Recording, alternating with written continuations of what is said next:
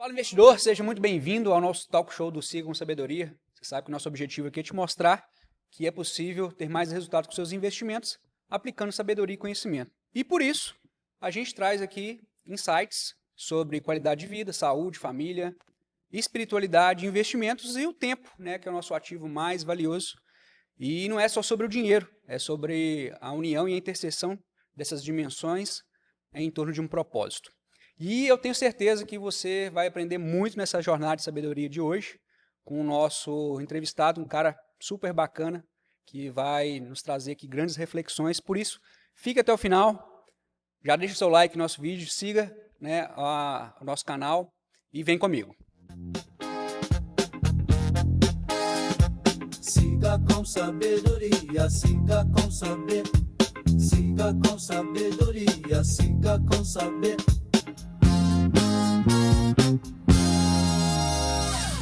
Há quem acredite que a sabedoria é um privilégio, né, de pessoas mais velhas, né, que têm muitos cabelos brancos, que já acumulam ali muitas histórias de sabedoria.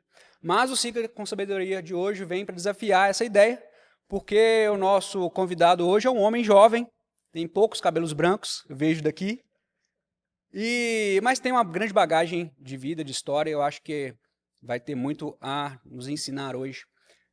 Já morou fora, formou uma grande família, é empreendedor, também inspira, né, milhares de pessoas aí com suas palavras, suas canções e com seu exemplo de vida, né?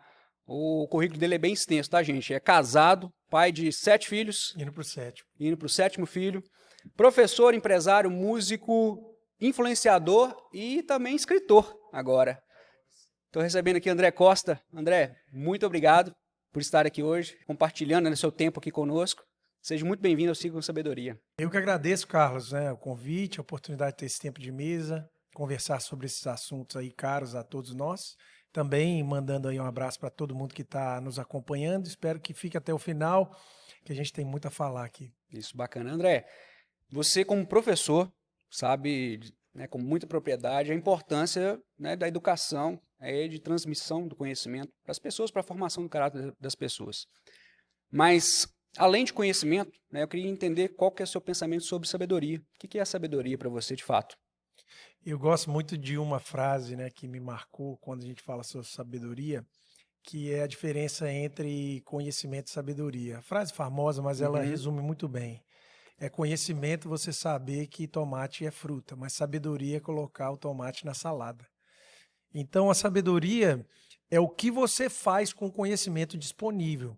E isso pode ser até um contrassenso, mas tem muita gente com muito conhecimento, mas o coeficiente de aproveitamento desse conhecimento é baixíssimo.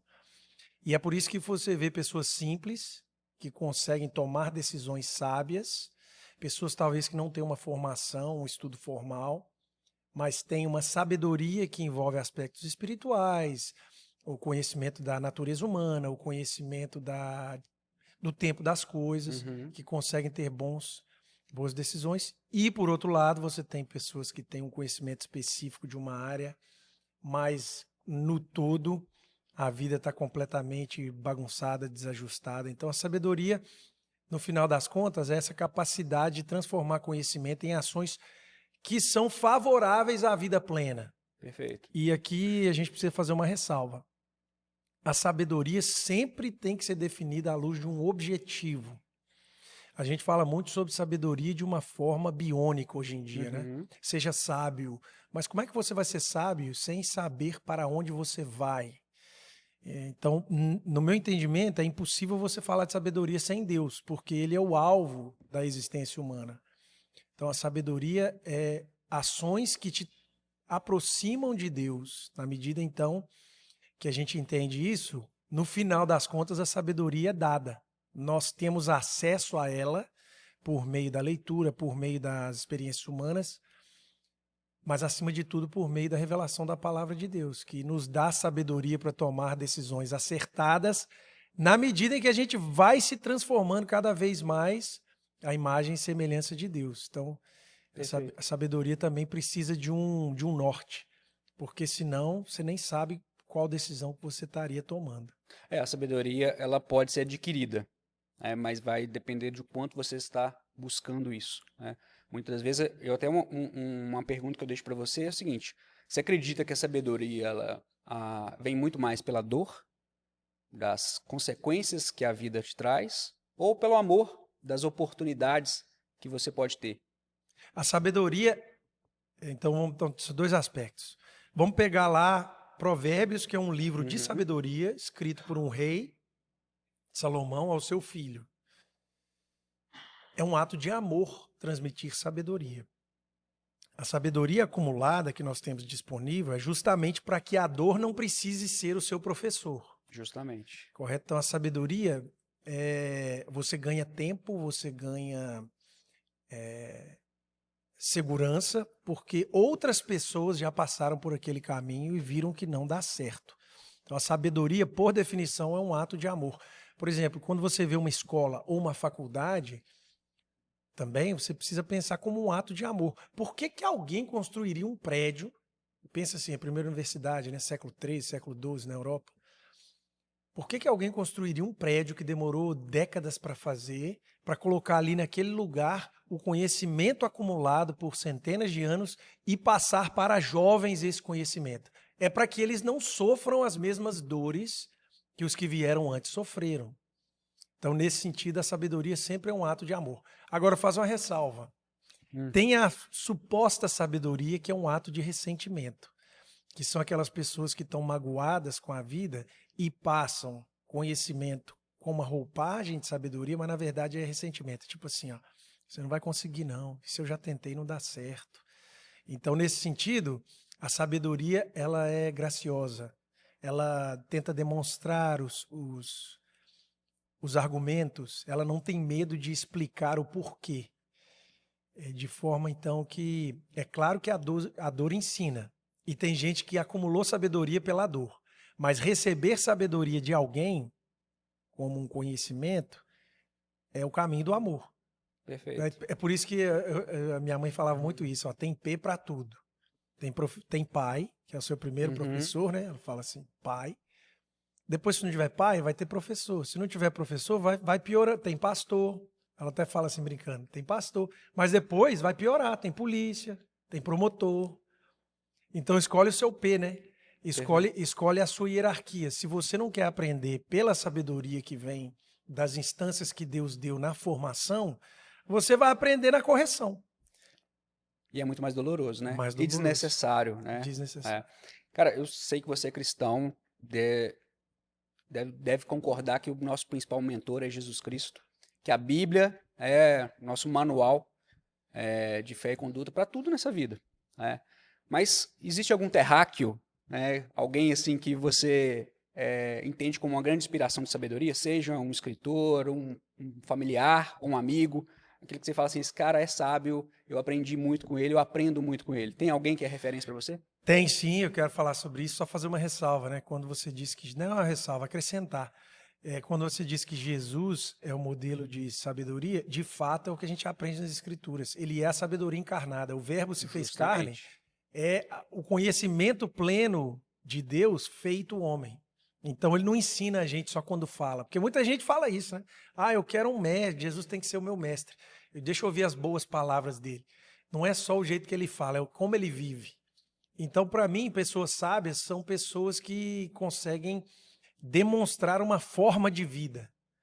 Então, eu aprendo muita informação, inclusive, com pessoas que não são sábias, porque têm conhecimento, mas não têm sabedoria. Quando eu falo de mestres da sabedoria, para mim, eu olho muito para pessoas que têm uma vivência. Então, por exemplo, a minha avó, até que escrevi uma música em homenagem a ela, chama O Livro Preto, que conta a história dela, assim, ela estudou pouco, mas ela tinha uma sabedoria prática para resolver as coisas. Até questões políticas, assim, eu lembro que poucas conversas que eu lembro sobre política com ela, ela tinha uma percepção de que algumas coisas que apareciam ali como uma promessa para o Brasil já eram ruins. E eu lembro até que alguns tios mais jovens, que estão fazendo faculdade, eles achavam assim, não, você está por fora. E o tempo foi mostrando que aquela percepção dela já caminhava por isso. Cito também meu pai, por trabalhar com ele, né? Meu pai hoje, além de meu amigo, é meu sócio. Meu pai e minha mãe, os dois, são meus pais, meus amigos e sócios no Certo. negócio familiar. Então, eu também aproveito, eu admiro muito a sabedoria deles, assim. E, claro, outras pessoas, com alguns autores também, que o C.S. Lewis, por exemplo, me influenciou muito.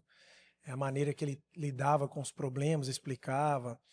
Eu poderia citar vários, né? Mas, assim, que veio à mente agora são Não, esses. bacana. Bom, a gente falou de alguns valores aqui, de experiências, né? Eu sei que você teve uma experiência fora do país, né? Você morou no Canadá, Sim. certo?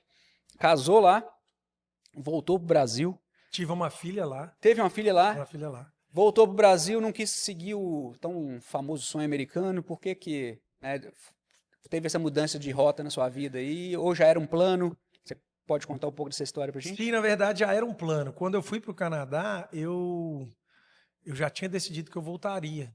Eu tinha uma visão muito clara que existia um campo de trabalho grande aqui, até na área da educação. Quando eu decidi que eu trabalharia com educação, eu já fui para lá para fazer um mestrado e voltar para colocar em Então prática você já aqui. tinha isso Já tinha consolidado, esse isso. O que eu plano. não tinha consolidado é que eu ia casar lá.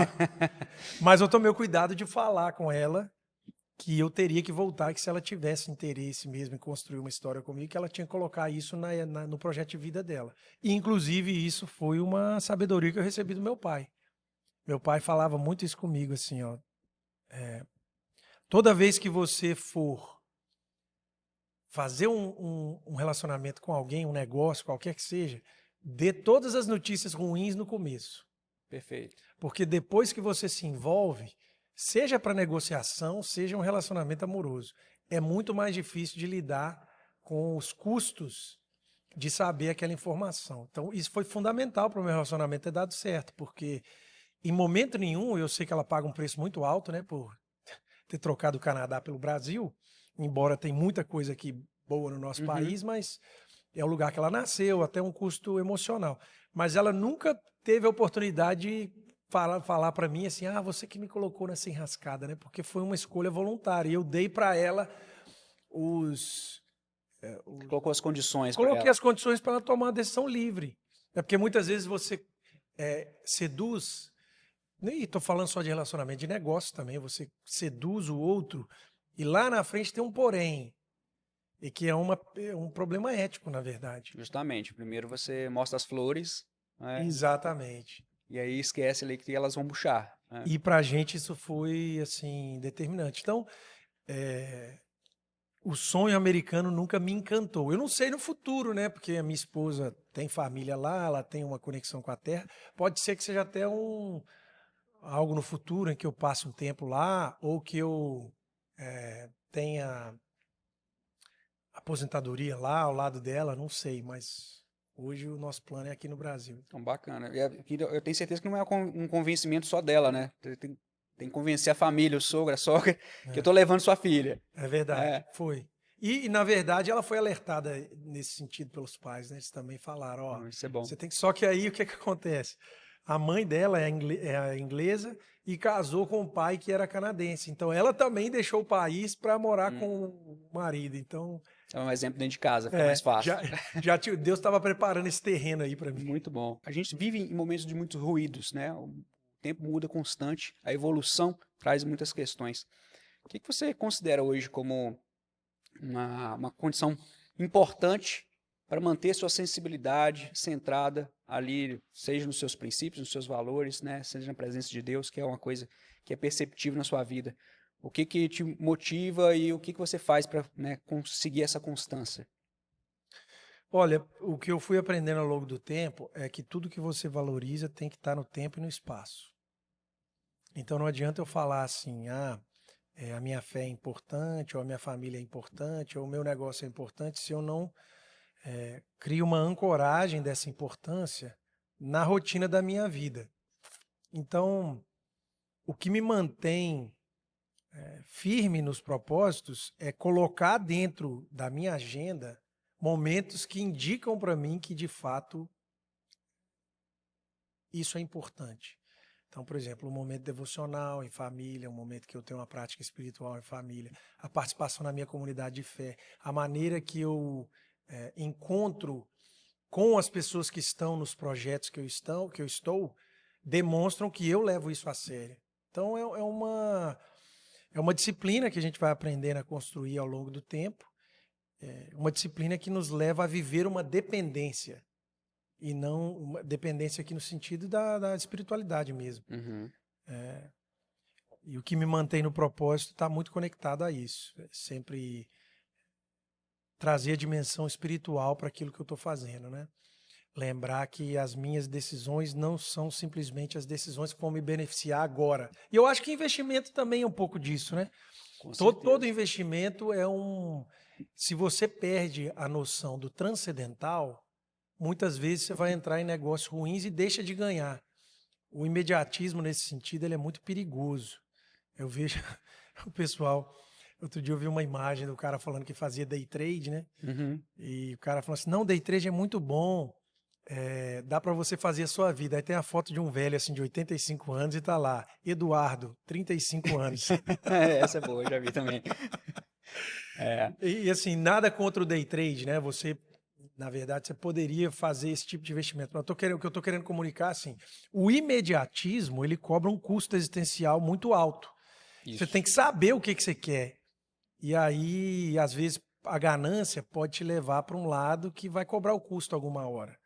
Então, é trazer o transcendente mesmo, aquilo que vai além do ganho material, sempre retornar às perguntas centrais sobre a missão. Isso me ajuda bastante. Isso é bom. Eu tenho aprendido, que eu acho que a gente está em constante aprendizado, a gente estava falando sobre isso aqui antes, um pouco disso, desse comportamento em disciplina. Né? Para quem é professor, talvez seja mais fácil, né? Porque você tem que aplicar isso na sala de aula. Mas para quem está na rotina do dia a dia, se você não tiver ali tiver muito claro o seu objetivo, e eu falo isso muito com os meus clientes, quer investir? Vamos sentar e vamos montar um projeto de investimento. Não é simplesmente bota o dinheiro aqui, aplica em tal lugar, faz esse tipo de investimento. Tem que ter um objetivo, tem que ter uma coisa a se conquistar com aquilo ali. Né? A gente tem que preparar o terreno para alguma coisa. E na minha vida eu tenho me organizado, né, falando de uma agenda, né, me organizado para que eu consiga ter disciplina para aquele propósito que eu estou traçando, seja no momento com Deus, seja na hora do trabalho, seja nas resoluções que precisam ser feitas. E eu acho que isso faz muita diferença e o resultado é muito bom quando você sai de uma reunião de manhã e já resolveu muita coisa da sua vida, porque estava organizado. Né? Eu acho que a disciplina com tudo na vida, ela traz muito resultado, seja, né, nas condições de relacionamento, seja nas condições de investimento, enfim, tudo que a gente puder aplicar disciplina, né, com constância, a gente vai ter resultado positivo e com menos dor. Eu acho que é o que incomoda muitas pessoas, na verdade, é falta de um direcionamento. E aí, automaticamente, a mente se perde com muitos pensamentos, né, e ele não se entra em nada. Tem um livro, eu estou até procurando o nome do autor aqui, mas o nome do livro é Nudge. É um prêmio Nobel de Economia que escreveu esse livro aí. E, na verdade, a teoria do livro é o seguinte, você... Tem a ver com um conceito que na pedagogia você chama de ambiente formativo, que basicamente diz o seguinte, o lugar, a estrutura física do lugar que você está e os comportamentos ensinam muito. E nesse livro Nudge, ele explica, inclusive, como que surgiu essa teoria do supermercado de você... Quando você está chegando perto do caixa, eles constroem aquela filinha assim, de guloseimas, chocolate. E basicamente, a ideia é a força de vontade humana é limitada. Então, ele tem que ser visto como algo valioso. Você não pode gastar sua força de vontade para resistir a alguma coisa que você poderia se planejar para não precisar resistir. Então, esse livro ele acaba dando um direcionamento para a gente construir essa rotina. Justamente. Então, assim, eu vejo muito como as pessoas falham na hora de guardar dinheiro, por exemplo. Porque elas não constroem uma rotina favorável a economizar. Se você está toda hora com uma tentação de comprar alguma coisa, você vai acabar comprando. Então, eu vejo que esse amadurecimento é fundamental. Eu estava vendo um dado, inclusive, parece que... a maioria das pessoas até conseguem fazer um plano no papel para investimento, mas na hora de colocar em prática é outra história, né? Eu vejo isso todo dia. Eu tenho um cara, Dave Ramsey, não sei se você já ouviu falar dele, mas ele fala que a porcentagem é assim, 20% do trabalho é o planejamento. Não sei se você concorda com isso. 80% é viver a vida do planejamento. Faz sentido. A dinâmica é o seguinte: as pessoas querem, sabem da importância, preciso investir, preciso me organizar, minha aposentadoria, minha independência financeira, você pode usar o nome que você quiser. Entende hoje, porque tem muita informação chegando, Sim. batendo na sua porta o tempo todo na palma da sua mão, e aí você fala, eu preciso disso. Mas na hora que você senta, vamos planejar, vamos, opa, lindo, maravilhoso. Na hora de executar, aquilo não é prioridade. Aquilo é deixado de lado. Falta a disciplina. Não entra na agenda, né? Justamente, não entra na agenda. Então, assim, de todos os clientes que eu tenho, que a gente senta para fazer o planejamento e segue, você vê o resultado, e ele vê o resultado daquilo ali com alta satisfação. Agora, aqueles que simplesmente no segundo, terceiro mês abandonam o plano, depois vem se queixar que não está conseguindo alcançar os resultados dos objetivos. Porque não é disciplina, não é prioridade na vida dele. E isso é para tudo. Nós estamos falando de dinheiro, de investimento, mas saúde. Se você não tiver disciplina, você vai estar desleixado e assim por diante. Até relacionamento familiar também, Perfeito. Casamento, a gente não cuida. O principal, né, é o relacionamento, o casamento, quem não cuida. Tem estudos dos Estados Unidos que falam que no casamento, né, casamentos bem-sucedidos, 77% dos casamentos bem-sucedidos são de pessoas ricas. Por quê? Eles acrescentam ali em torno de 16% de riqueza, de patrimônio por ano em um casamento bem-sucedido. Então, o casamento tem uma importância até mesmo na organização financeira. Perfeito. E ao contrário é verdade, que os casamentos que estão se deteriorando, nos últimos 4 anos de existência, eles começam a consumir, a consumir o patrimônio de forma veloz. E no final eles estão perdendo ali tudo aquilo que eles construíram no tempo. Eu gosto muito de pensar em termômetros, sabe? Às vezes a gente quer resolver um problema sem resolver a causa. Às vezes o problema é só um termômetro mostrando assim, o que a gente chama de problema. Tem coisa lá embaixo que precisa ser resolvida na estrutura, porque você quer mudar só nessa área, não vai dar certo. Perfeito. Então eu até faço essa provocação, né? Casamentos sólidos são mais ricos. Mas a gente para de pensar que o casamento é uma riqueza em si. E que, na verdade, não é que as pessoas mais ricas são mais felizes no casamento porque é mais fácil ser feliz quando você tem dinheiro. Provavelmente é o contrário. Pessoas que têm a disciplina para cuidar do relacionamento acabam traduzindo também uma disciplina para cuidar das escolhas financeiras. Então, os ganhos são totais. Do outro lado, se você não consegue nem controlar o dinheiro que você está gastando, você não consegue priorizar aquilo, será que na hora do casamento você vai priorizar também o tempo do diálogo? Porque a desorganização costuma ser totalizante. Normalmente uma desorganização não é só numa área. Ela tem estrutural. Estrutural. Isso é verdade. Eu compartilho a mesma opinião. Na verdade, sim, a riqueza, falando em bens ou em financeiro que seja, o patrimônio, ele é uma consequência da sua disciplina, da sua organização, da sua dedicação, assim como o casamento bem-sucedido vai ser também, o filho bem-sucedido vai ser da sua disciplina, do seu comprometimento com a educação. Então, todo sucesso, ele é uma consequência. Né? Não é à toa que um jogador ou um atleta, ele vence, porque ele teve muita dedicação, muita disciplina lá no início, passou por uma jornada exaustiva de treinamento, e o sucesso com a parte financeira não é diferente. Se eu não tiver esse nível de dedicação, eu falo que assim, eu gosto do contexto aqui do programa, porque eu não venho aqui falar de riqueza financeira, eu venho falar de valores. O que é valor para você? Uma família bem estruturada, você ter tempo de qualidade, isso para mim é riqueza. Então, eu não preciso de ter a melhor casa, morar no melhor bairro da cidade, sendo que eu tenho na casa que eu tenho, na condição que eu tenho harmonia, tenho alegria, tenho felicidade ali dentro. Aliás, olhando para a sabedoria, contentamento é uma fonte considerável de riqueza. Justamente. Porque tem gente que está lotado de dinheiro, mas não está contente, então continua fazendo dívida. Quantos e quantos casos tem desse, né? Pessoas que são abastardas, né? Muito dinheiro, mas não têm alegria, não têm felicidade. Tem gente suicidando, né, cheio de dinheiro no banco. Então, assim, não é só sobre o dinheiro, e sim pelo propósito, aquilo que você quer alcançar. Perfeito, concordo. Mas falando em dinheiro, já que você comentou bastante aqui, como é que é a sua relação com o dinheiro, André? Minha relação com o dinheiro é uma relação de disciplina de desapego. O dinheiro, ele serve um propósito. Então, para mim, o dinheiro é uma informação importante, né? Porque ele indica várias coisas, ou seja, a quantidade de dinheiro que você tem é uma informação sobre o tipo de vida que você pode viver. Eu fui ensinado em casa que você tem a obrigação moral de viver abaixo do que você ganha. Perfeito. Eu acho que a maioria das pessoas acha que tem mais dinheiro do que tem.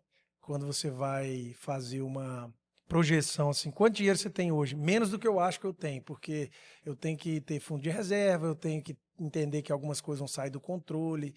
Então, se eu estiver vivendo ali no limite, eu vou estar sempre criando focos de crise para minha família. Então, eu vejo muito isso, assim, a forma que eu e minha esposa olhamos para dinheiro está muito voltado, primeiro, relação com Deus, relação com o casamento, relação com os filhos. Você fala assim, qual o propósito de ter uma casa maior? É acolher a família. Qual o propósito de ter um carro X ou Y? É de um lugar para o outro com segurança. Eu posso ter um carro melhor do que eu tenho hoje? Sim. Talvez eu possa. Ou não, talvez eu não possa. O dinheiro vai servir a isso. E, nesse sentido, eu acho que a visão cristã é muito clara nisso. Como tudo que existe no mundo pertence a Deus, o meu dinheiro também pertence a Deus.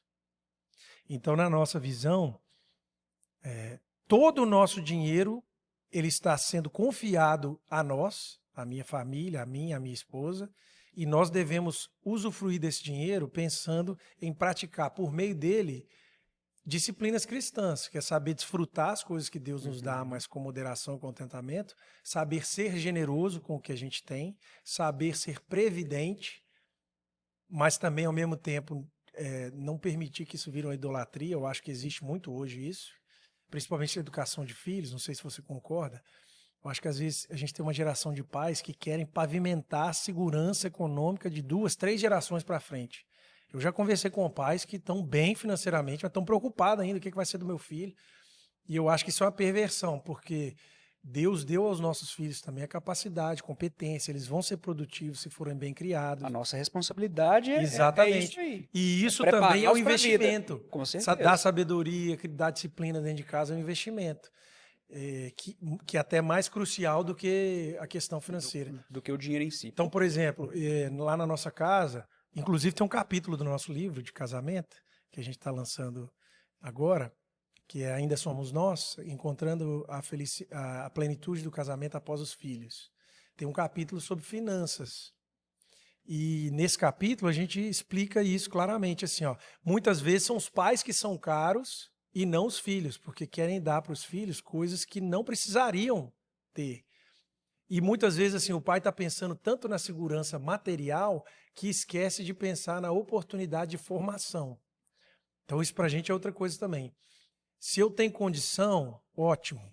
Obrigado, Deus, pela condição. Como que eu posso dispor da melhor forma? É dando melhor roupa para o meu filho ou possibilitando uma aula, por exemplo, de um instrumento musical em que ele vai aprender a tocar, servir as pessoas, ele vai aprender a concentração, ele vai conseguir contemplar o que é o belo, ele vai poder usar esse talento para agregar no mundo, seja na comunidade de fé, seja na criatividade, na beleza.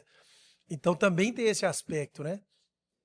O que a gente pode gastar, qual o propósito e o que é a prioridade. É o meu filho formar no ensino médio ou na faculdade, eu falar assim, tá aqui o seu apartamento, ou no percurso da formação dele, eu possibilitar experiências formativas em que ele poderá chegar na frente e falar assim, eu sou um ser humano mais bem capacitado. E isso não tem valor. Não. Na nossa visão, a segunda opção é mais razoável. Não, eu concordo plenamente. O dinheiro tem que cumprir o propósito de dar a tranquilidade. Mas a gente tem que tomar um cuidado, que é claro, porque não é para juntar riquezas nesse mundo. A gente tem que preocupar com a nossa vida eterna. Eu preciso ter condições de traçar meu plano. Plano para minha vida, plano para meus filhos. E aí a minha preocupação hoje é dar uma boa educação. A melhor educação que eu puder dar, eu vou dar. Mas não é só pagar uma boa escola, né? É que ele possa ter essa educação dentro de casa, ele possa ter uma experiência numa comunidade de fé que vai agregar mais conhecimento além da minha responsabilidade também. Perfeito. Então é isso que eu tenho que me preocupar, para que lá na frente ele esteja preparado para as condições que a vida vai submetê-lo, porque eu não vou estar do lado dele o tempo todo. Vai chegar um momento que ele vai ter que tomar decisão sozinho. E aí vai assim, vou ligar para o meu pai para ver o que ele me fala? Não, ele tem que ter capacidade para poder tomar as decisões de maneira mais assertiva. Eu gosto de pensar assim, nós como pais precisamos, com a sabedoria divina, quase que instalar um arquivo dentro do coração dos nossos filhos em que eles consigam escutar os nossos conselhos mesmo quando a gente não estiver lá. Justamente. E porque se eu deixar um valor material para ele, o dinheiro está ali, ele vai gastar. Se ele não tiver disciplina dentro de casa, ele vai gastar pior. Pode gastar, justamente. Então, assim, se eu consigo formar os meus filhos para que eles tenham uma mente empreendedora, de serviço, de criar a partir do que é possível, eu vou ter deixado um legado muito maior para eles do que simplesmente deixar uma questão financeira. Tudo bem, tem até um provérbio que fala, né? Que o homem justo deixa herança para as gerações. Mas ali não está falando só de material. Sim. Material é o bônus. Herança. A herança é espiritual, é moral. Com ela que você transforma as coisas e gera riqueza no final das Riqueza contas. pode ser maldição na vida da É pessoa. verdade. Então, assim, Perfeito. não é sobre isso. A gente citou provérbios aqui, depende muito da sua capacidade de interpretar bem. Porque é um livro que é ligado muitas das vezes às condições de riqueza, mas a riqueza não exclusivamente dinheiro. Não. Então, isso é o cuidado que a gente tem que ter. E esse assunto sobre finanças na sua mesa, lá com seus filhos, isso é uma coisa que vocês discutem, né? Em família, ou com o filho, de forma individual, ou de acordo com a faixa etária, ou é um trabalho que está lá dentro da escola. A educação criativa hoje ela tem um contexto de instrução De educação de educação financeira, financeira. tem. Eu sei porque o Davi Sim, claro. traz isso para dentro de casa e é legal a gente discutir isso lá junto. Mas como é que é isso na sua casa? Fica a papel de vocês também ou da eu escola? não sou eu não sou um cara de humanas. Desculpa, eu não sou um cara de exatas, sou um cara de humanas. E eu aprendo a focar, assim, pela minha formação, eu valorizo mais na formação dos meus filhos os hábitos e a mentalidade do que as contas. Uhum. Então, na verdade, a gente tenta construir uma cultura de consumo consciente. Acho que a primeira parte da educação financeira é comportamental. Sim. Que eu acho que é a fundação para qualquer tipo de sabedoria financeira ao longo da vida. Então a gente está sempre falando sobre o que vale a pena comprar ou não, como família. Às vezes a gente senta e fala sobre férias. O que a gente vai fazer nas férias? A gente tenta colocar sempre claro para a família que há um propósito nas férias, ou visitar um parente, ou descansar. E aí a gente sempre mostra que certas escolhas da nossa família vão gerar renúncias de outro lado.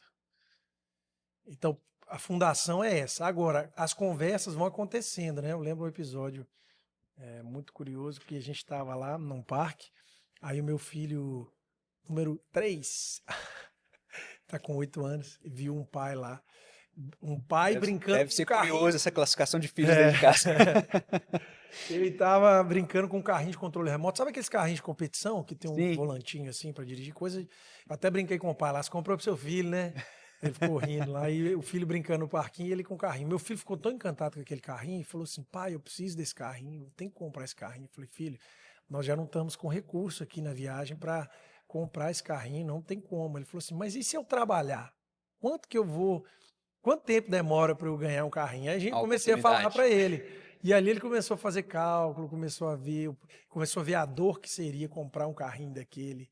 Então, eu acho que são oportunidades ricas que a gente não pode negar. Mas tem uma coisa assim, sempre que eu tenho chance no final de semana, minha agenda é corrida, mas no final de semana, quando eu saio com os meninos, eu tento fazer isso, né? Que é no supermercado. Tem gente que fala para não levar filho no supermercado. Uhum. Eu penso que tem que levar. Porque é uma oportunidade pedagógica mesmo. Você vai andar com ele, ele vai ter desejo, você vai mostrar para ele que algumas coisas na vida são só desejo, não são necessidade e assim por diante. Então a gente chega no supermercado e os meninos querem, né? Ver negócio de doce, ver que, eu quero aquilo. E a brincadeira que eu falo com eles é assim: o papai também quer uma Ferrari, mas não dá. Né? Então, esses lugares que a gente vai passando, vai visitando, desejos que eles têm, são oportunidades formativas para eles entenderem. E, acima de tudo, também, o nosso comportamento. Eu vejo em dois extremos, tá? Tem dois extremos. Você tem o extremo da prodigalidade, que é a pessoa que gasta mais do que tem, mas você também tem o extremo, que é o extremo da avareza. Que o seu apego material é tão grande, a sua insegurança é tão grande, que você começa a guardar desproporcionadamente e não desfruta a vida que você pode ter. Essa linha aí é uma linha de sabedoria, não é uma coisa de certo ou errado, mas às vezes me assusta um pouco criações artificiais de escassez em contextos que não fazem sentido você ter, sabe? Entendo. Eu vejo que a sabedoria ela está no equilíbrio. Se Deus te deu a oportunidade de ter uma condição em que você pode um dia ali, dentro da planilha, fazer um dia especial com a família e não ficar fazendo continha, é o dia, né? O usufruto também responsável, mas ele é sinal da gratidão, né? Por isso que o pessoal fala muito, você que trabalha aí, não sei qual que é a sua metodologia, mas o pessoal fala muito de você ter os marcos, celebrar nos marcos, né? É ou não é? Eu gosto de trabalhar com a diferença, assim, sou mais analítico, né? Eu levo o menino no supermercado e falo assim, meu filho, olha, a diferença desse produto para esse produto, você compara essa condição, esse preço com esse preço, então a forma educacional é um pouco diferente, né? Mas os dois contextos se unem, né? A importância, né, de saber selecionar aquilo que você vai fazer, vai gastar, então gaste com consciência. Mas isso que você falou é bem interessante. Eu gosto de trabalhar com metas. Toda vez que eu traço um plano de investimento com o cliente, eu penso num objetivo final, o alvo, né, que as pessoas chamam, né, a dependência financeira, né? E eu deixo sempre bem claro, independência financeira não é você parar de trabalhar, não é aposentar, vou parar de fazer aquilo que eu sempre fiz na minha vida. É você ter a possibilidade de se organizar para fazer aquilo que você gosta. E trabalhar, eu sei que é uma coisa que muitas pessoas gostam. Eu sento aqui com vários médicos para poder conversar e eles falam com muita alegria e muita satisfação: cara, eu quero trabalhar, eu quero servir com essa minha profissão o quanto de tempo for possível. Da vida, né?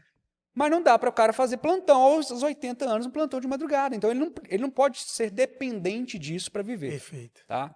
Então, assim, você pode fazer com qualidade. Eu sou professor, gosto de ensinar.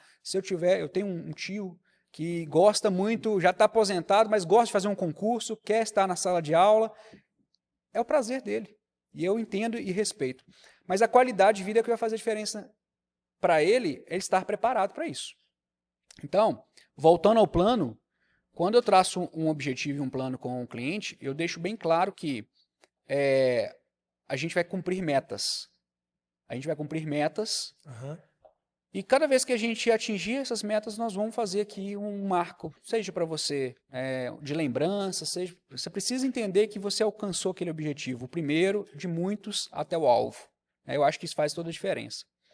E você citou aqui também alguns comportamentos de investidor, né? Ter uma reserva financeira, Sim. ter ali um controle, uma planilha. Você se considera um investidor hoje? Você tem investimentos? Não precisa falar o que você investe, mas isso é uma realidade para você hoje? Eu sou investidor porque eu estou investindo prioritariamente na formação dos meus filhos. Eu não quero subverter, não, vou chegar lá.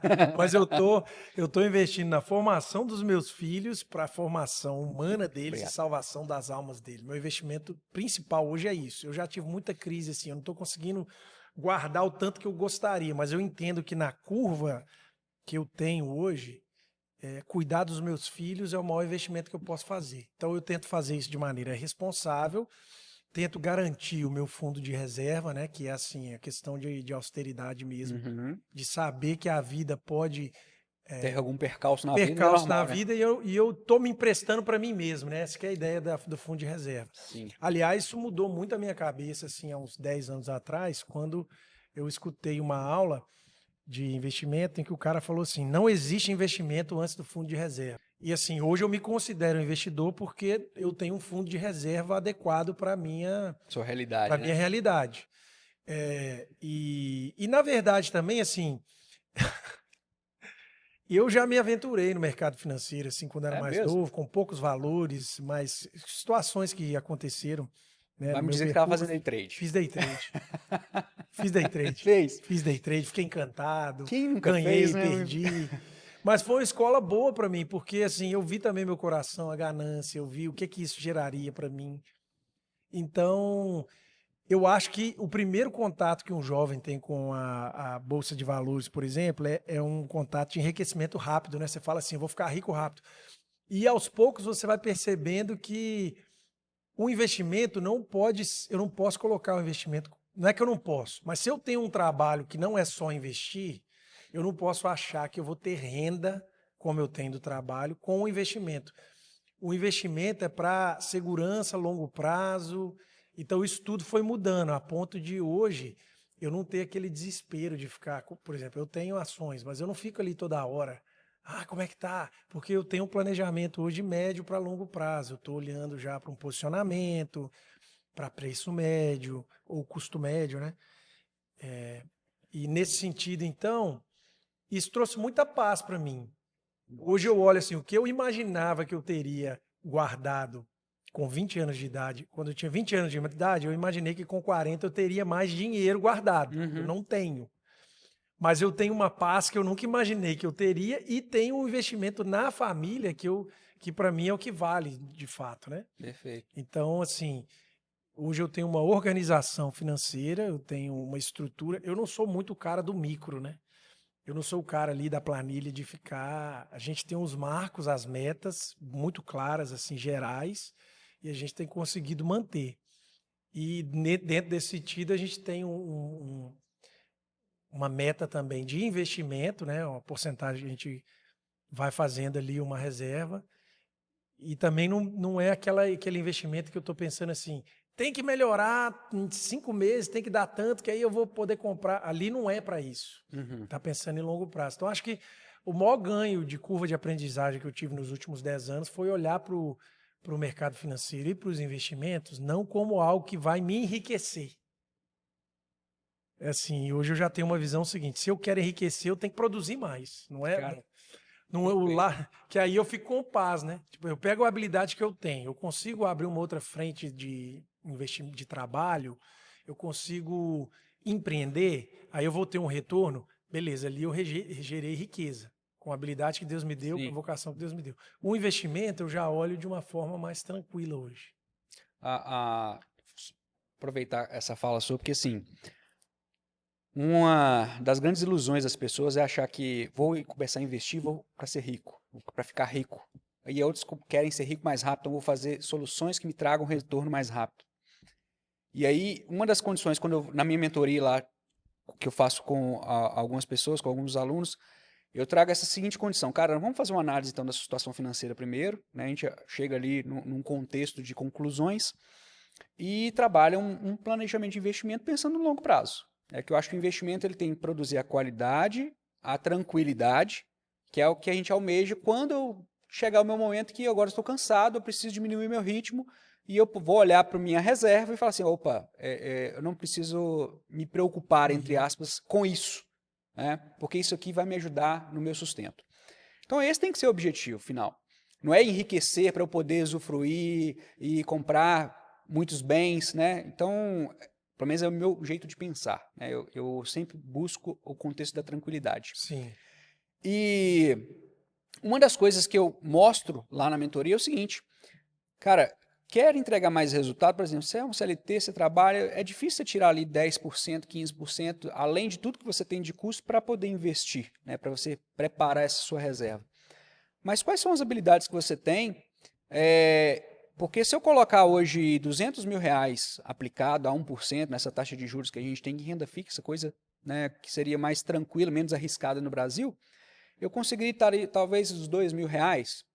Mas se você pegar esses 200 mil reais hoje e investisse em um negócio, em uma habilidade que você tem, lógico que não é para qualquer um, eu sei disso, mas esse valor ele pode te devolver 2, 3, 4 vezes mais resultado com o seu empenho, do seu tempo, da sua dedicação no negócio. Então, quer ter resultado mais rápido? Empreenda. né, Perfeito. dentro daquilo que você tem E competência. às vezes o empreender não é nem você abrir um negócio, né? Eu fico impressionado de você estar falando de sabedoria. Meu avô tinha uma fazenda, né? Uma roça, na verdade. Chega a ser aquela fazenda e tal, mas uma roça na região da Zona da Mata. E as pessoas que moravam lá, elas trabalhavam nas terras e elas faziam, isso há uns 20 anos, 25 anos atrás, surgiu um mercado muito forte eles chamavam de paletas de bambu. Eles cortam os bambus, aqueles bambuzais antigos Aham. das divisas das fazendas, eles iam lá, tiravam o bambu, cortavam, passavam assim numa forma, puxavam essa paleta e ela ficava arrumadinha para vários usos, né? Ou fazer pipa, ou fazer churrasquinho, coisa do tipo. E eu ficava vendo, às vezes, a sabedoria da pessoa prática é mais acertada do que a gente tem hoje em relação ao investimento. Porque a pessoa está ali, ela tem o recurso, tem a capacidade, ela tem o tempo. Então ela pegou e falou assim: eu poderia ficar aqui à toa, ou eu poderia ficar passando paleta aqui, conversando em família e passando aquilo ali, e gerava um dinheiro a mais. Ou seja, aquilo também é um investimento. Ou, aliás, você está investindo o seu tempo, gerando uma É investimento. riqueza, correto? Então eu vejo que é muito isso. Às vezes, hoje você tem a possibilidade com o digital, você tem um conhecimento específico, às vezes você pode dar um treinamento, uma palestra para alguém que está muito distante, você pode ter um posicionamento digital ali, você não precisa nem de funcionário, né? Então tem muito esse lado. O lugar de gerar riqueza não pode ser o lugar do investimento, porque senão você vai trazer estresse para o investimento, né? Porque quando você dedica tempo e expectativa de retorno alto, o nível de estresse é maior, você concorda comigo? Sim, com Você tem que certeza. preparar uma aula. E aí o lugar que era o lugar de você descansar, do ponto de vista, eu vou investir para eu ter uma vida melhor daqui a 20, 30 anos. Você traz estresse para lá. Aí a experiência que eu tive na minha própria vida, você acaba tomando decisões piores, você pega os momentos piores para gastar ou tirar dinheiro, e, na verdade, o pessoal lá, simples ali do campo, que está tomando a decisão de puxar a paleta, está sabendo mais do que o jovem hoje, o jovem médio, que quer ganhar dinheiro na bolsa. É muita. A informação ela é muito boa, mas ela traz, às vezes, confusão na cabeça de quem não tem as coisas, né, organizadas. Não tem ali os seus direcionamentos e os seus planos bem estabelecidos. Porque, assim, uma das questões que eu acho que é extremamente importante as pessoas terem um entendimento, que quando se fala investimento, não é só sobre dinheiro. A gente falou aqui várias coisas, né, vários investimentos que a gente faz o tempo todo em relação ao nosso tempo, à nossa família, à educação dos nossos filhos, tudo isso é investimento. O investimento financeiro, ele tem lá seu objetivo, ele tem que cumprir o objetivo dele e ele tem que estar, eu acredito que ele tem que estar na pauta, né? Para promover tudo isso que a gente falou aqui, a questão de Sim. tranquilidade, de organização, até mesmo para aquilo o inesperado que pode vir, né? Sim. Então, isso faz todo sentido.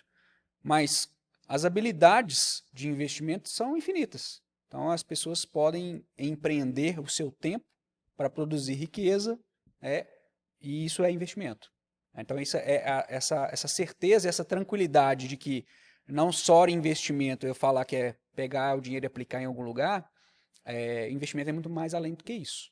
A gente perde até a noção, né? Por exemplo, curso superior é um investimento.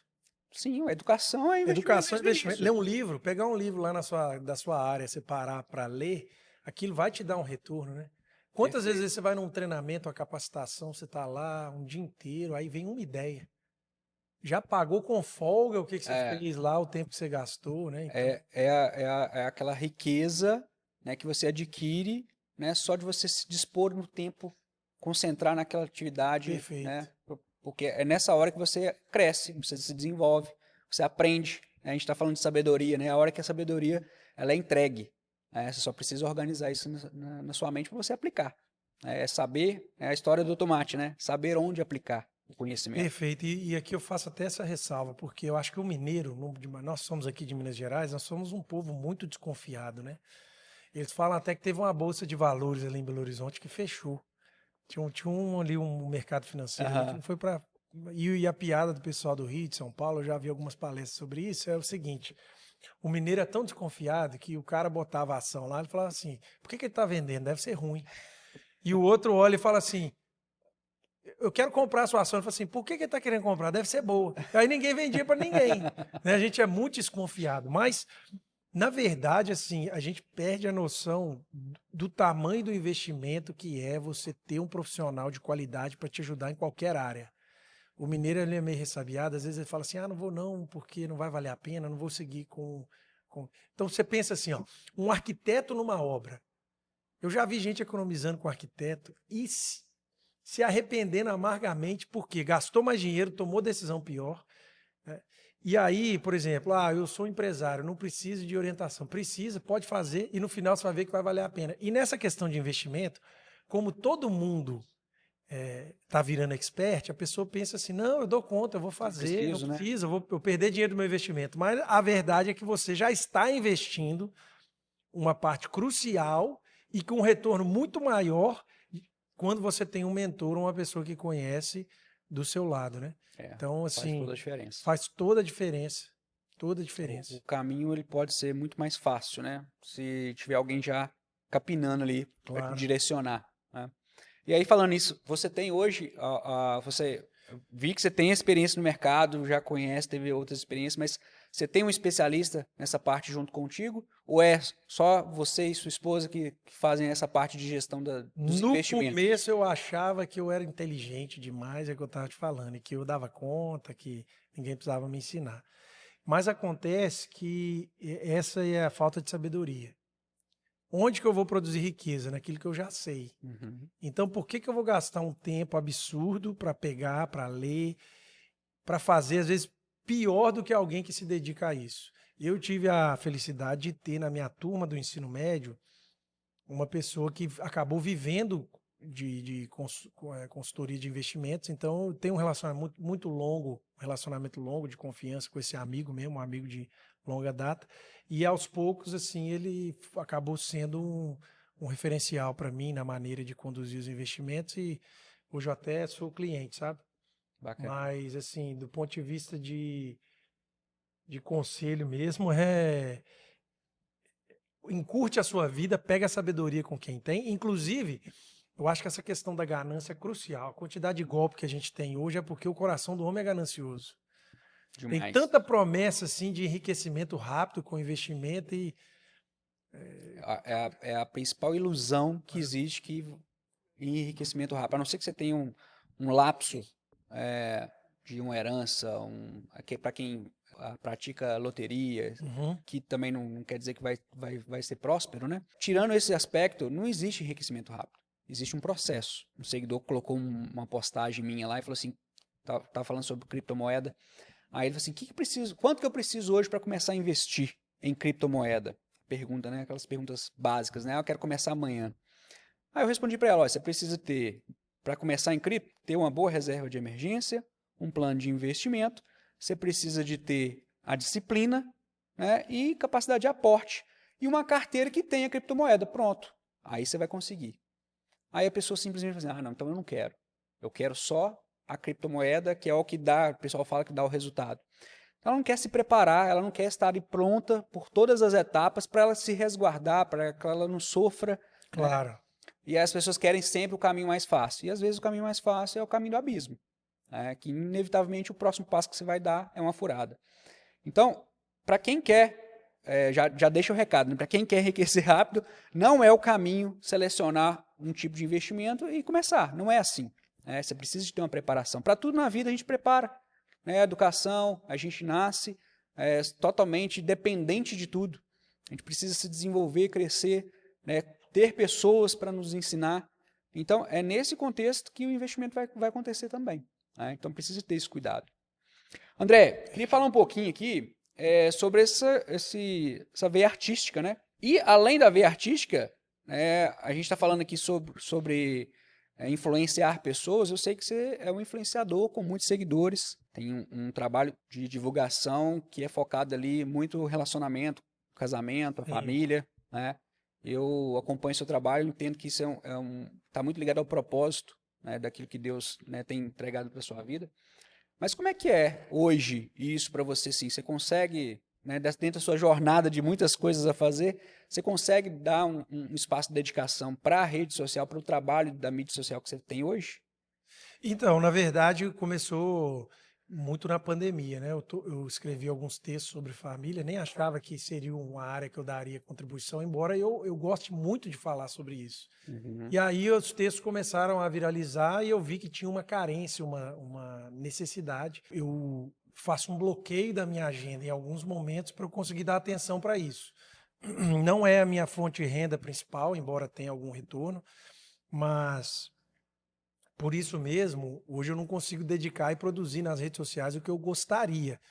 Mas eu dedico sim como uma missão, é algo para mim, é uma forma de retribuir também com gratidão tudo que Deus tem me dado, tanto nos projetos que eu tenho abraçado e também na vida familiar, nas bênçãos que eu tenho colhido com os meus filhos. Eu tento desaguar isso como uma forma também de gratidão e missão. Então, assim, eu tento, até bloqueio minha agenda para dar palestras também em escolas e também igrejas ou outros eventos que, porventura, eventualmente aparecem. Então, nesse sentido, eu tento sim, isso hoje faz parte da minha vocação. É algo que eu. Mas aí você considera isso como mais como um ministério ou como um trabalho de fato? Uma É um atividade? trabalho, parte dele eu dedico assim, sem qualquer tipo de interesse. Então, eu tenho lá, né? Lá, eu trabalho muito com regra de vida. Não sei se eu vou falar isso, mas a regra de vida é uma forma de você criar um. Eu estava falando aquilo de ambiente formativo. Você Uhum. tem que criar uma estrutura favorável para o seu desenvolvimento. Certo. Então, a ideia de regra de vida é uma ideia antiga, né, na história do cristianismo, e ela vem do seguinte questionamento. Tem uma passagem em João que fala, que Jesus fala, sua videira, né, vocês estão Uhum. ligados a mim. Então, pensa numa videira. Se você deixar ela no chão, o que vai acontecer com a uva que é produzida ali? Ela vai produzir pouco, vai ficar exposta a animais, a questões do tempo e não vai ser produtivo. Então, o Estragar, né? homem, o homem entendeu muito Se rápido que perder. para a uva produzir, você tem que construir uma parreira, que é uma estrutura favorável para a produção dos frutos. Uhum. Espiritualmente, se eu estou ligado a Deus, correto?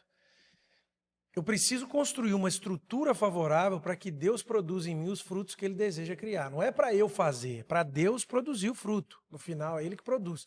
Mas eu tenho que construir essa estrutura de maneira que ela vai ser favorável. Então, tudo na nossa vida é baseado nessa regra de vida.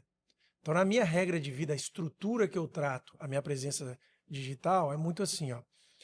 Normalmente, aqui na minha região, no lugar que eu estou inserido, ele é um trabalho voluntário.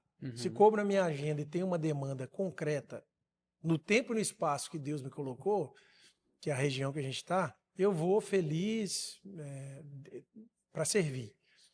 Quando uma pessoa me tira do meu lugar e me leva para outro lugar do país, aí entra na estrutura vocacional de sustento.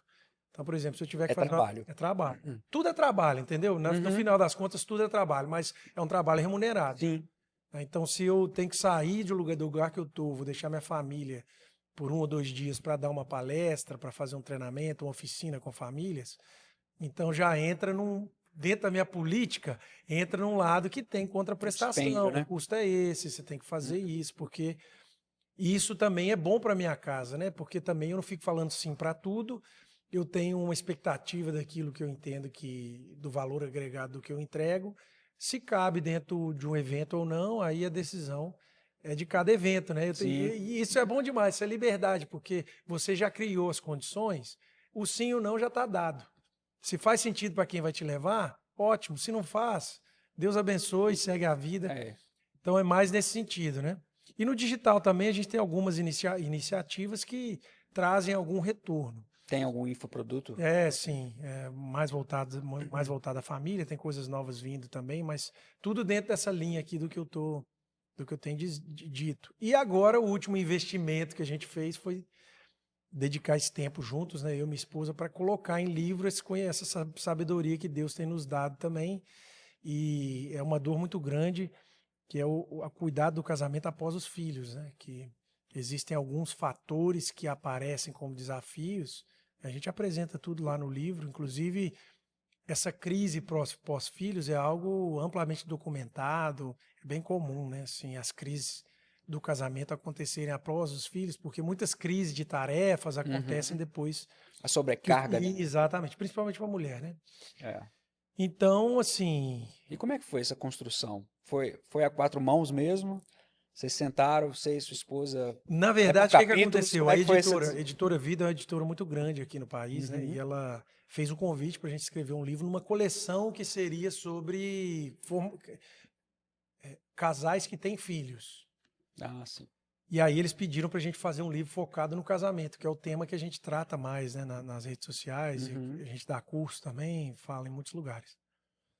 Só que o livro, a gente pensou ele e ele ficou um livro assim um pouquinho maior do que eles imaginavam, sabe? Mas aí eles falaram assim, ó, tem duas opções, ou a gente diminui esse livro e Faz um coloca, resumo. ou então a gente faz um livro independente, né? E eles mesmos sugeriram isso, então para a gente foi muito bom também poder colocar tudo aquilo que a gente tinha pensado, porque é um livro assim, tem uma parte prática, tem uma parte dos propósitos do casamento, que muitos alinhamentos estão lá na visão de propósitos, né? As pessoas querem resolver a prática muito logo, mas não querem tratar o coração, né? Então, é um livro que trata também de questões de visão, muitas crises que estão acontecendo no casal por não entender o propósito da família, o propósito dos filhos. Então a gente, seguindo o conselho do meu pai, a gente começa dando notícia ruim. O primeiro capítulo é sobre divórcio, né? Um capítulo assim bem importante para a pessoa considerar. O que vai acontecer se o divórcio for uma solução, né? A gente tenta mostrar ali que, na verdade, o divórcio nunca é uma solução, ela pode ser uma mitigação de crises e faz sentido em casos muito extremos, né, que é uma forma de solucionar, mitigar uma crise que é específica e faz sentido. No mais, o ideal é você priorizar o seu casamento hoje e tentar resolver o casamento que você já tem, porque às vezes trocar de casamento é trocar de problema, né? Ah, com certeza. E a provocação que eu faço lá é a seguinte, eu faço isso nos meus cursos também, né, na internet. Normalmente a pessoa que escolheu o casamento é a mesma, o casamento que deu errado, é a mesma que vai escolher o segundo casamento, que também tende a dar errado, porque você continua sendo a mesma pessoa, né? Sim. Então, assim, se você. Não é nem a questão assim que se você divorciou, a vida acabou, a gente fala isso lá no livro. Mas as pessoas querem resolver os problemas sem tratar os problemas ocultos do coração e a questão dos propósitos. Então, esse livro aí também foi um investimento nesse sentido de tempo, né? Demorou muitas. E foi construído a quatro mãos, né? Eu acabei sendo um redator mais ativo, porque a minha esposa, como ela fala inglês, primeira língua dela é o inglês, e o livro é em português, e muitas coisas a gente escreveu juntos, algumas partes ela escreveu, eu escrevi a maior parte, verdadeiramente, porque do diálogo que a gente foi fazendo. Da construção. Mas a construção é quatro mãos, né? É. O livro é o que a gente vive lá em casa. Qual que é o título do livro? Ainda Somos Nós? Ainda Somos Nós. É uma pergunta. Que, na verdade, é um gatilho do que a gente viveu, né? Quando a gente teve o filho, primeira filha, estava lá no Canadá ainda, sabe? Aquelas noites que não terminam nunca, que o bebê chora, chora, Sei e bem. a mulher tá cansada demais, né? E o marido irritado. E a gente olhou um para o outro ali, e a pergunta que veio foi exatamente essa, assim, será que a gente é... Será que a gente é o casamento? Como é que vai ser isso aí? E, na verdade, Deus tem mostrado que a gente é mais nós agora com os filhos do que era antes, né? Porque o casamento bem vivido após os filhos são bênçãos e trazem bênçãos para o casamento também, se a gente conduzir da melhor forma possível. Muito bom. E o lançamento já está previsto? Foi lançado dia 20 e agora a gente está em campanha para continuar divulgando. Bom, muito bom. E já está disponível em plataforma? Ele ainda Mais não, você ainda não plataformas? tem ele o e-book. O e-book é um possível lançamento no futuro. Mas Aqui ele pra pode. Kindle. Isso, mas ele físico ele já pode ser adquirido aí. Não, muito bom. Então fica a sugestão de leitura aí, né, para conhecer um pouco mais da experiência familiar do André e esposa, né? Você Isso é coloca o muito link bom. aí embaixo aí, ó. Por favor.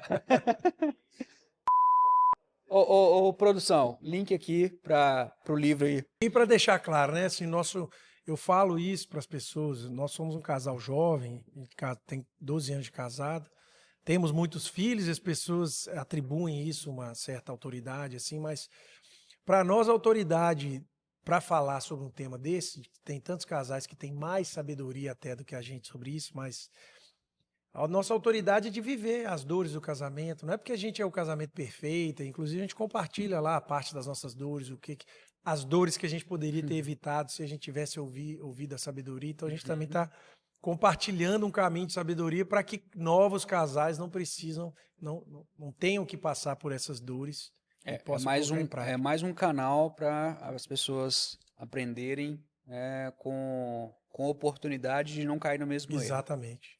Isso é bom. Cara, e a música? Tá? Antes de falar um pouco sobre a música, eu sei que você é um artista, um compositor, cantor.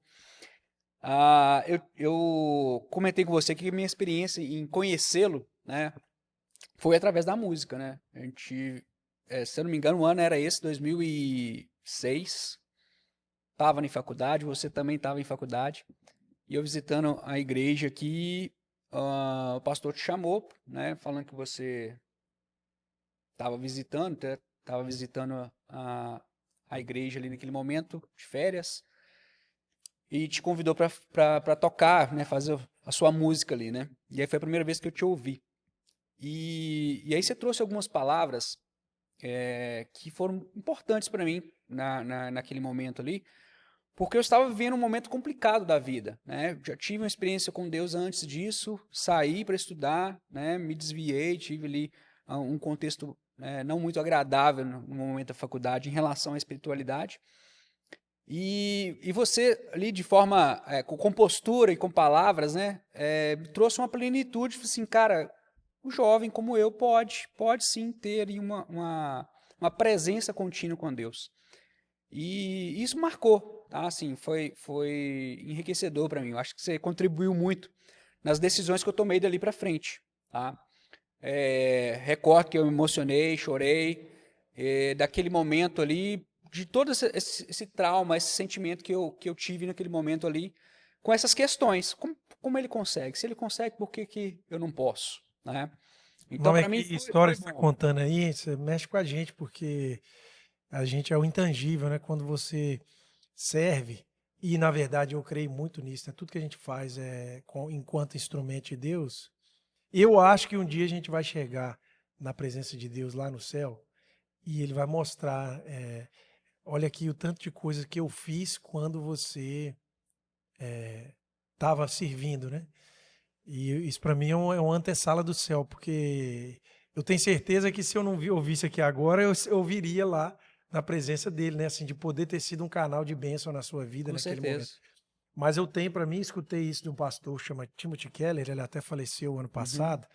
Ele fala isso. Uma outra sala do céu vai ser quando Deus te chamar e falar assim: agora eu vou mostrar o que eu fiz de bom com os erros que você cometeu. Porque Profundo. assim, a gente também erra muito querendo acertar, e mesmo assim, quando a gente está disposto a servir a Deus, até com os nossos erros, Deus consegue transformar aquilo em bênção, né? Então, eu tenho certeza também que o momento que você passou na faculdade lá, as suas lutas, são oportunidades que você vai desaguar na sua família também Plenamente. para que seja ensinamento até por meio dos, vamos dizer assim, dos desacertos, né, que a gente acaba construindo na vida. Eu não queria te interromper, não, mas eu não perdi a Não, mas oportunidade, não, e perfeito. Deus está conduzindo. A ideia é muito isso, sabe? O que você falou agora é aquilo que eu tenho de pensamento para mim. Porque a palavra de Deus é muito clara, lá em Provérbios 22, né? Que o nosso papel é instruir e os nossos filhos no caminho, né? Para que ele, quando cresça, não se desvie dele. E eu não tive, né? Assim, meus pais são ótimas pessoas, fizeram e fazem, né, o melhor, né? Fizeram a minha formação. Hoje estou aqui porque eles participaram disso. Mas o nível de instrução na presença de Deus, eu acho que faz toda a diferença, desde o início. E é uma coisa que eu carrego, eu e minha esposa, a gente carrega isso com muito zelo hoje, que é dar a melhor condição para que os nossos filhos tenham essa experiência dentro de casa, né, dentro da nossa comunidade de fé, para que eles possam ter mais experiência com Deus, para que eles estejam mais firmados na presença dele, para que quando os momentos ruins venham, eles vão vir, né, inevitavelmente vão acontecer, eles estejam mais preparados, né, e centrados naquilo que é o objetivo, que é o foco em Deus, né? Então, assim, para mim, é claro o meu papel, né, tudo isso que eu passei é o meu papel hoje, que eu quero fazer, né, para os meus filhos. Então, assim, eu coloco isso como uma obrigação, e não com peso, mas com muita satisfação de que o que eu consegui fazer para poder ajudar, ajudá-los nesse contexto, né, para trazer esses pensamentos na mente deles, vai ser muito valoroso para mim, sabe? Então, nesse momento que eu tive lá, né, com essa experiência que me levou a diversos questionamentos e que me conduziu, né, a uma libertação também, né, nesse processo ali até o final. Faltou ali um ano e meio para eu sair da faculdade. Foi marcante, sabe? E eu acho que a música tem esse papel, né? Tem essa possibilidade, que é uma coisa que você fica na mente, que você carrega, né? A música arrasta um pouco, né? Ela não tenta Justamente. convencer, ela leva, Traz arrebata. leveza, né? Por mais que a Exatamente. palavra pode ser dura, É. ali, mas ela traz uma leveza, É um momento justamente. que quem está ouvindo abaixa vamos dizer assim, a guarda. E como é que foi essa parte da música hoje? Ela também é um trabalho? Então, É um hoje, ministério? para mim, a música hoje é um deleite, porque de todas as minhas agendas é a mais rara hoje, é a música. Agora a gente está voltando um pouco, né, com show, estamos lançando músicas novas, então a gente vai ter um período aí de mais atividades.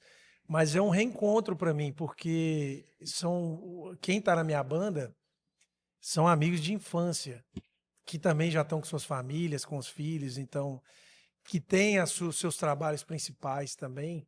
Então, para a gente é um privilégio. A gente une missão, porque a gente vai para eventos que a gente entende que vão agregar muito associado à juventude. Uhum. Então, a gente está deixando um legado. A gente tem uma comunhão ali, que é poder desfrutar um tempo que nunca mais vai voltar, mas que a gente tem ali uma lembrança. E assim, e a sustentabilidade, porque você estava falando de investimento, né? Essa questão da música é uma loucura. O digital abriu muitas portas para a música. Então hoje, por exemplo, a gente tem as nossas músicas lá no Spotify. Eu acho que tem 3 ou 4 anos que a gente não lança uma música e a gente tem 100 mil ouvintes só no Spotify por mês.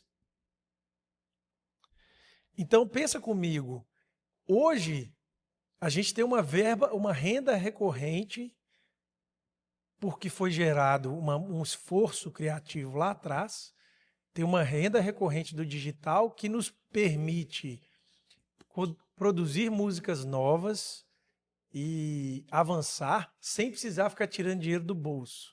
Isso é bom, né? Isso é muito bom e é um investimento, na verdade, assim, é uma renda recorrente hoje. Justo. Que não é um absurdo, né? Porque a gente não é uma banda de largas proporções, mas é como se fosse um investimento, né? E quando você vai pegar para ver assim, qual o dinheiro físico que a gente colocou, não está nem perto do que você precisaria ter hoje numa poupança para gerar aquela renda. Então, quer dizer, é um investimento de trabalho mesmo. Mais uma Quer dizer, oportunidade. a gente foi lá, sentou, criou as músicas, né? Como compositor, eu compus a maioria. Alguns a gente fez em conjunto. Então, assim, eu gosto de compor, mas eu confesso que essa fase dos filhos pequenos me privou um pouco da composição. E agora, assim, dentro do... Eu já achei que você tinha mais estímulo. Não, é difícil. É difícil porque a composição você precisa do ócio, né? Sim. E o meu processo de composição é de muito fação, refação, escutar, faz uma estrutura, volta, pensa na letra várias vezes. E eu sempre precisei muito de estar com violão na mão para escrever. E hoje em dia é beber na mão, né? À noite. Então não tem Beber jeito. madeira. Tá certo. Eu tenho um contexto de ter saído de uma área profissional, área de saúde. Saído, não saí, na verdade eu não saí, mas eu saí, iniciei numa área profissional, entendi que empreendedorismo, investir em outros processos, outros negócios era interessante, diversifiquei e hoje eu tenho um dilema, entre aspas, né, que escuto muitos especialistas bem-sucedidos que falam que você diversificar, ter vários negócios é uma ótima solução para você não ficar refém de uma coisa só. E escuto outros especialistas bem-sucedidos da mesma forma que falam que você deve focar exclusivamente naquilo que você é bom e tem a sua vocação. E nesse meio termo, sempre veio o questionamento, qual que te entrega mais resultado? Então, assim, você vai sempre pensar assim, eu estou dedicando o suficiente naqueles vários negócios ou eu deveria estar em uma única coisa ali, dedicando o meu máximo? E aí sempre vem aquele viés.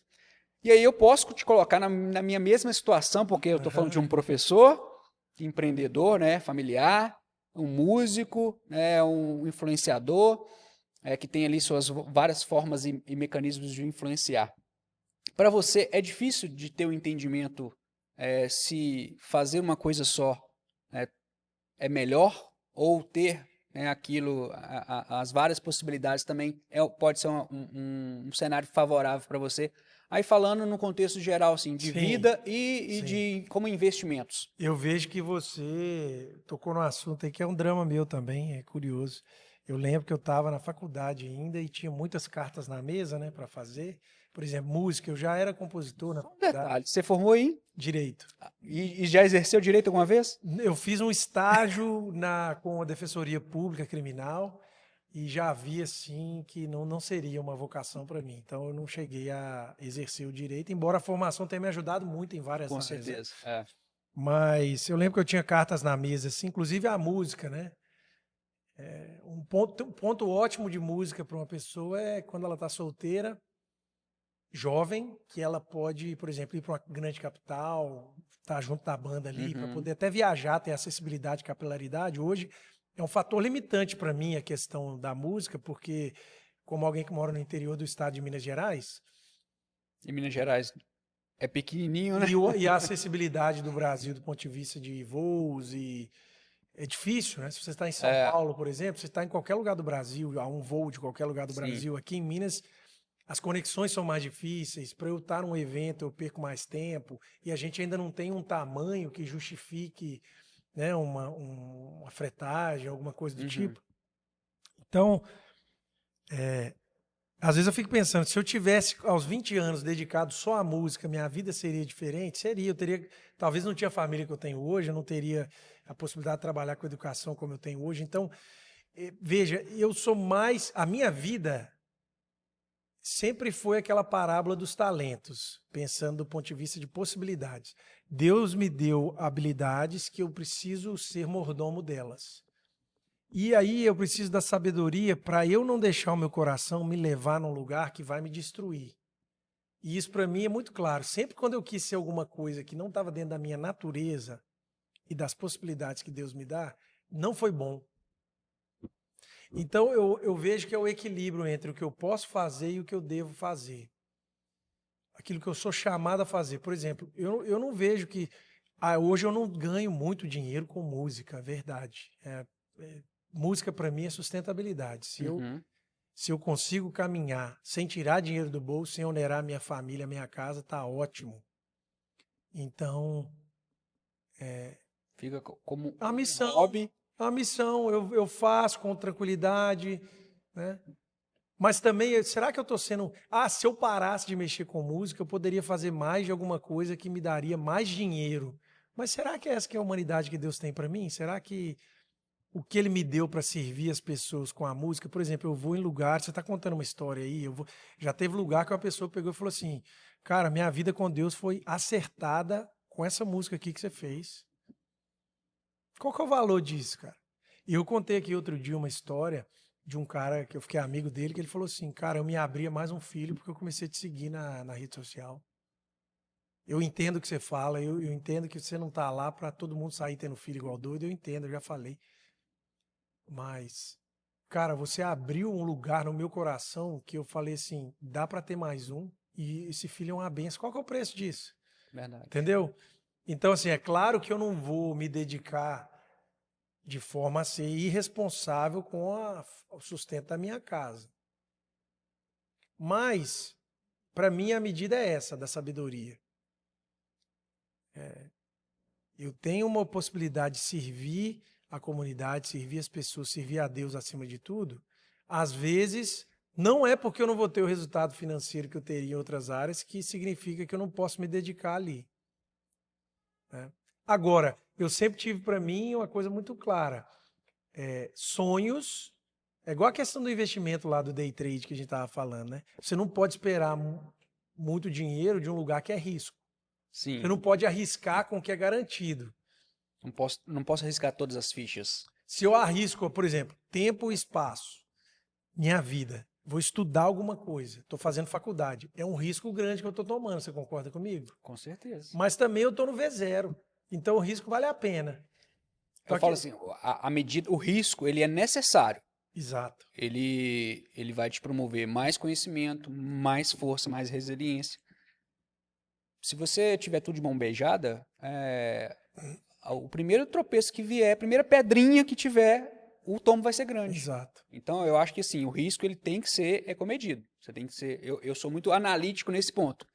Eu coloco tudo, né, todos os poréns, tudo planilhado. Né, eu tenho que ter o investimento, tem que ter um payback adequado, eu tenho que entender todos os riscos que estão acontecendo naquele então, negócio. essa análise de risco, na minha visão, não sei se você concorda, é o seguinte: eu vou arriscar uma parte menor do que eu tenho. Isso. Então, por exemplo, se eu ganhei um recurso grande trabalhando, tem uma partezinha dele que eu posso arriscar, mas o grosso, a parte maior, é estabilidade, é longo prazo.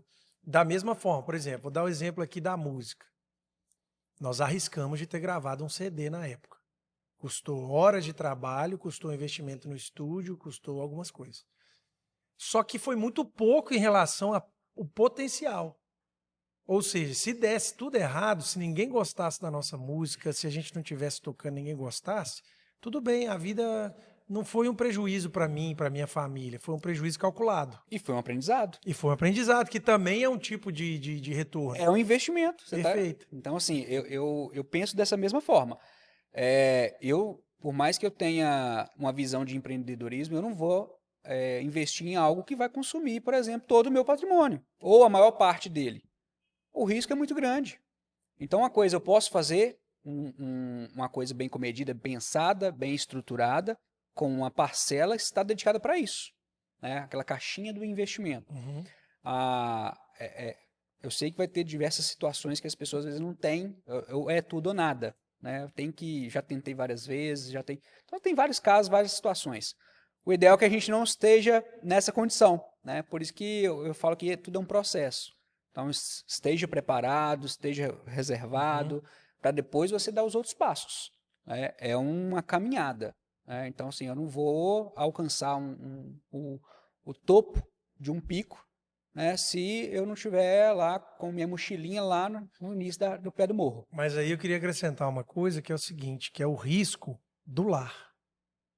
Eu colocar em risco a casa. Sim. Então, na minha análise de risco, é isso também.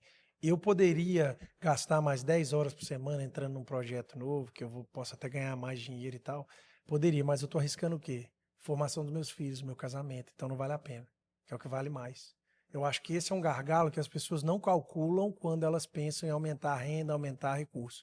Você pode ter uma estação. Tudo bem, fiz aqui um planejamento de 3 anos, 5 anos. Vai ter uma estação em que eu realmente vou estar aqui menos vezes no final de semana, estou fazendo curso, eu estou abrindo outro negócio, beleza. Só que você tem que saber, você está arriscando algumas coisas, tempo com a família, tempo com os filhos. Se você já tem uma certa estabilidade financeira, você poderia realmente aumentar o patrimônio, poderia aumentar a renda e tal, mas vale a pena o ganho que você vai ter. Porque uma coisa é uma pessoa que está ali num modo de sobrevivência. Tipo assim, ó, ou eu faço isso, eu não sustento a minha casa. Ou a família passa fome. Compreensível. Né? Assim, eu falo muito sobre vida familiar e eu sempre faço essas ressalvas no meu curso. Você imagina o que é você chegar para uma pessoa que trabalha como assalariado numa capital brasileira, falar assim, você tem que gastar tempo com a sua família, só que ele acorda 4 horas da manhã, pega 2 horas de busão, vai trabalhar, volta, chega em casa à noite. Esse cara já tá indo para casa, um cara devoto, joelho no chão, falando assim, guarda meus filhos, Deus, cuida dos meus filhos, eu tenho que estar aqui, senão eles não comem. Isso é uma coisa. Agora, outra coisa é uma classe média brasileira, que já tem um rendimento bacana, mas está todo alavancado por uma cultura de consumo, e fala assim, não, eu tenho que aumentar meu patrimônio, porque eu tenho que ter mais, eu tenho que viajar melhor, entendeu? Esse aí que eu falo, faz uma análise de risco real.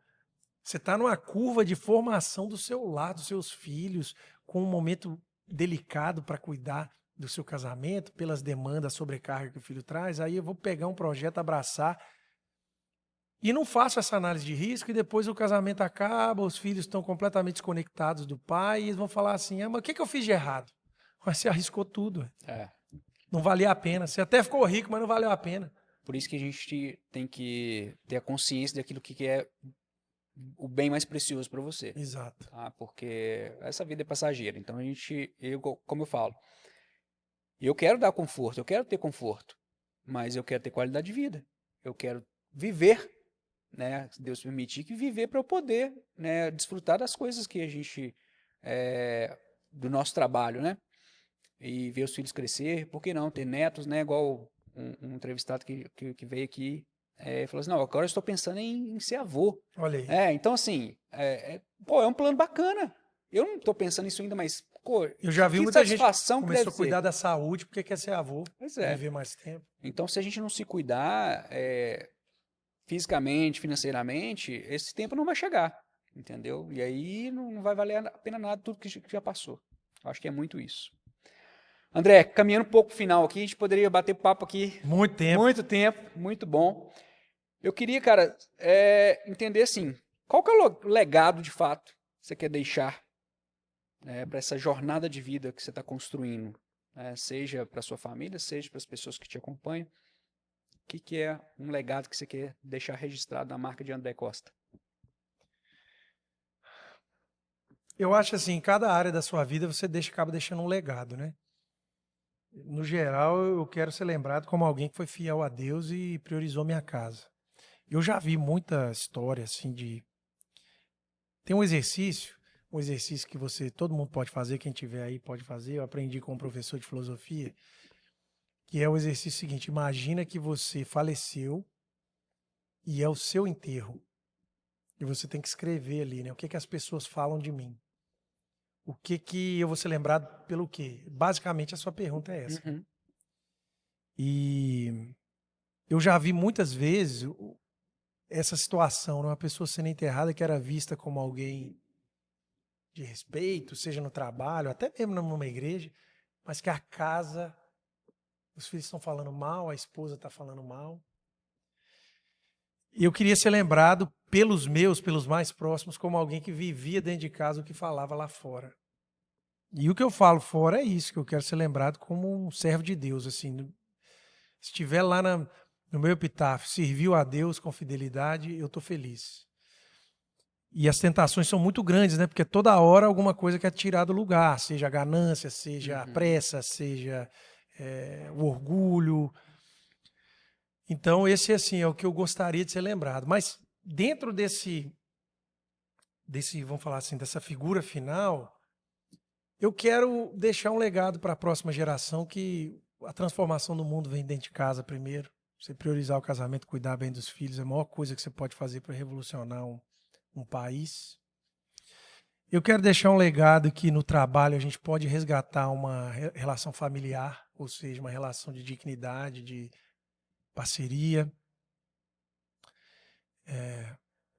Eu quero deixar um legado na educação, né, que é possível, apesar de todas as pressões que você existe hoje, você fazer um projeto educacional que valorize o ser humano em primeiro lugar, que forma o aluno não só para um processo de aprovação em algum vestibular, mas, acima de tudo, uma aprovação não só da vida, das habilidades, uma aprovação diante de Deus mesmo, de pensar em excelência. São legados que eu gostaria de ser lembrado. Bacana. E um legado importante, assim, na história da minha família, a gente tem até um livro que conta essa história, meu pai escreveu. Eu venho de uma linhagem que é de um senhor de engenho que teve um filho como escrava. O meu tataravô veio dessa linhagem, sabe? O filho bastardo. Aí na história da minha família conta como que ele venceu alguns desafios e ele se converteu ao evangelho, né?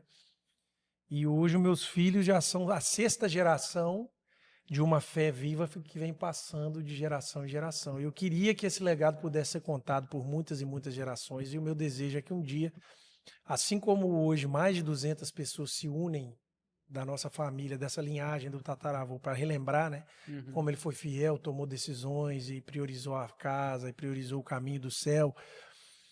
Eu gostaria muito de ser lembrado assim também. Daqui a muitas gerações, as pessoas que vieram depois. Precisa manter a festa da família, então, viva. Manter ela viva. As pessoas, as pessoas Tataravô André e tal, ele foi fiel, eu tenho esse desejo. Não para eu ser, assim, um herói da fé e nada, não, mas é para ver, assim, eu nem vou estar aqui para ver, Mas esse é o legado. é um legado, é uma um coisa, é um legado. intangível, né? Você não está aqui, mas eu vejo muito isso, uma decisão hoje não é só decisão sua, enriquecimento hoje não é só um enriquecimento seu, tudo é geracional. Deus não quer mudar só a história de uma pessoa, ele muda a geração.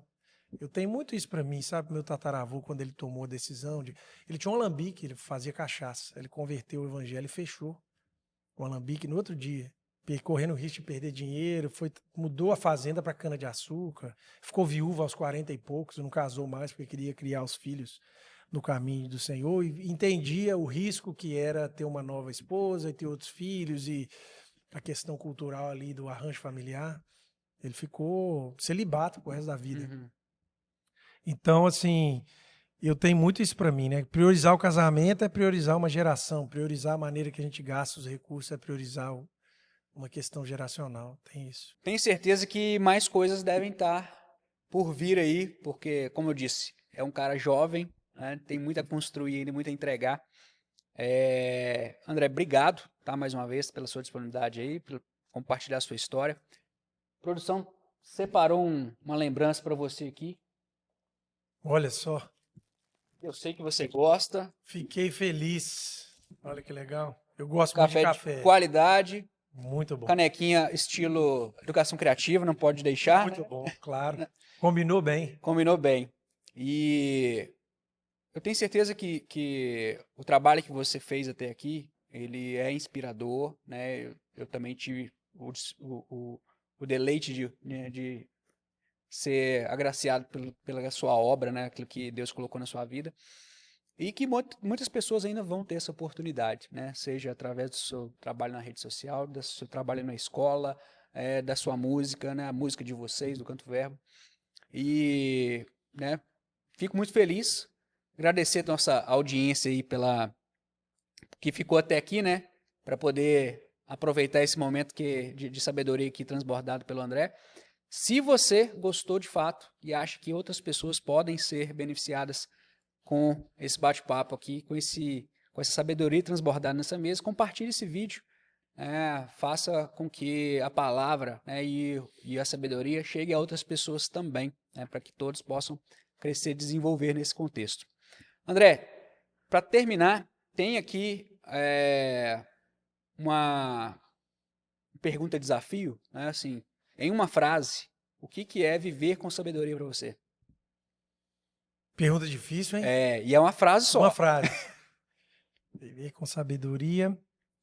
Para mim, viver com sabedoria é obedecer a Deus, amar a Deus sobre todas as coisas e o próximo como a si mesmo. Perfeito. É isso que eu esperava do André.